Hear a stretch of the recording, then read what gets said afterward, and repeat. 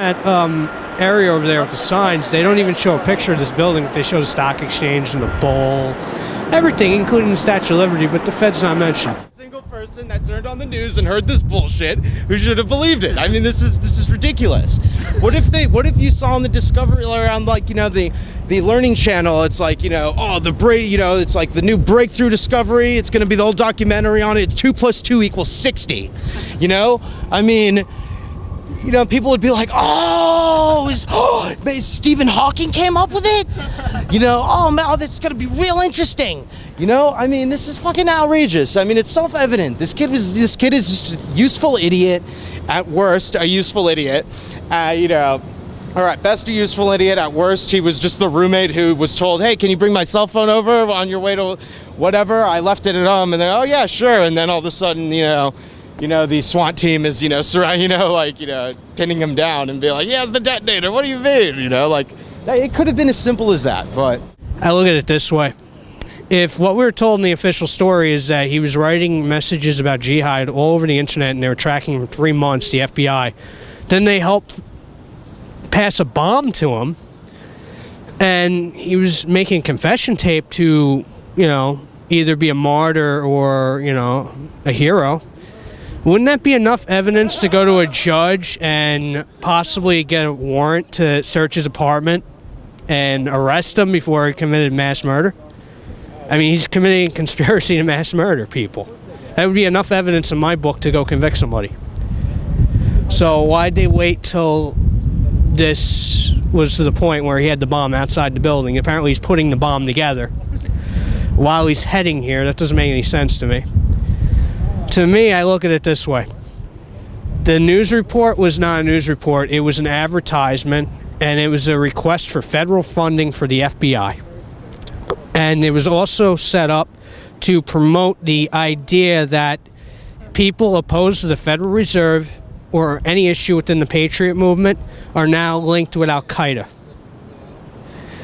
And to me, that's what I see this evolving down that direction.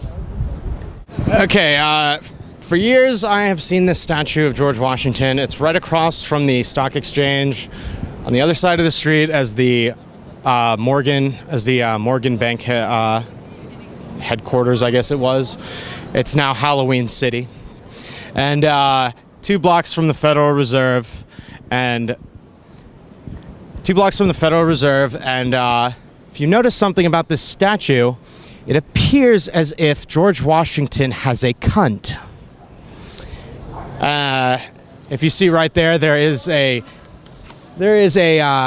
obvious camel toe right there on it. Now, if I was a scumbag piece of fucking garbage international banker, I wouldn't like George Washington because he would have been anti my predecessor's usury and filth.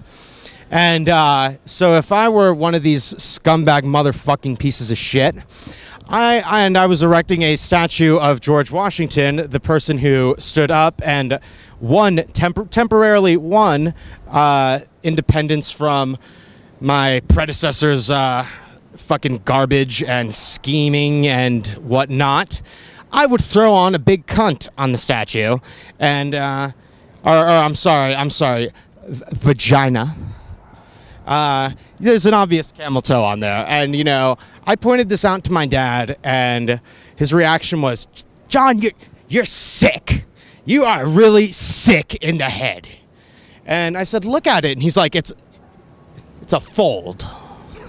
He's like, "It's just a fold. You have a sick mind." And you know, I thought, hey, maybe I do have a sick mind, I guess. You know, so I didn't bring it up. And then I met this guy, you know, this, you know, 60-something-year-old guy from the Soviet Union, very anti-communist because he's no longer at the helm. Good guy, though. He's a real good guy.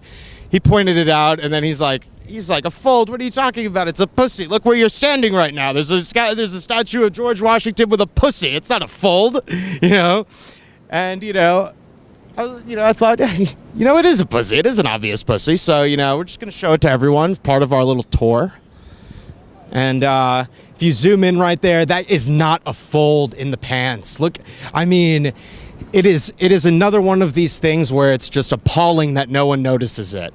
You know, It really is. I mean, did you get it? Do you get a here? Shine the flashlight on it.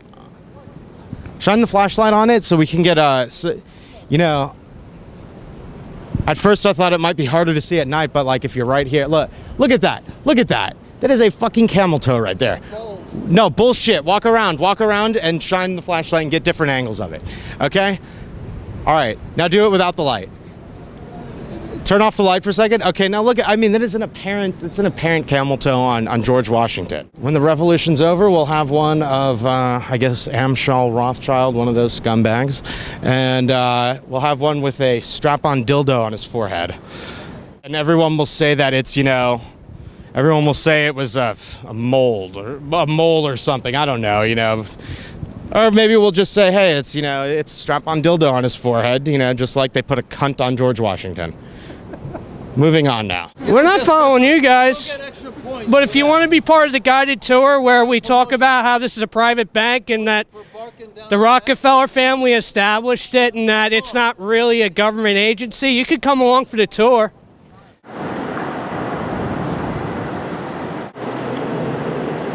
Still filming me? You got a couple minutes, I'll talk to you about fucking America. I'll talk to you about what goes on. That's why we're out here. Yeah, You okay. wanna fucking talk. Well, go ahead if you want to. Say what you want.